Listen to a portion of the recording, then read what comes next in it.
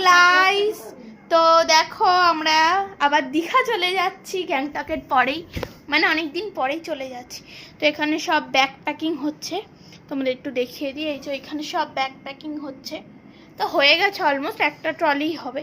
তো সব নিয়ে নিয়েছি, কেনাকাটাও প্রচুর করেছি, দুখানা সানগ্লাস কিনেছি। এই দেখাও মা সানগ্লাসগুলো।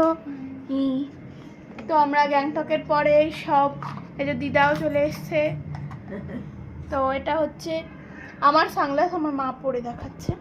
তো এটা আমার সানগ্লাস। তো দেন আরেকটা মায়ের সানগ্লাস কিনেছি। মা তোমার সানগ্লাসটা দেখাও। তো দেখো গাইস কেমন লাগে সানগ্লাসগুলো। আমি কিন্তু অতি অবশ্যই ব্লগ আপলোড করব। এই যে এটা হচ্ছে মায়েরটা। তো কেমন লাগছে কমেন্ট করে জানিও সানগ্লাস দুটো।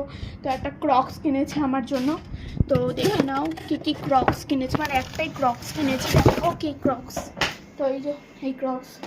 তো চলো পরে দেখাই, পরে কি দেখাবো আর,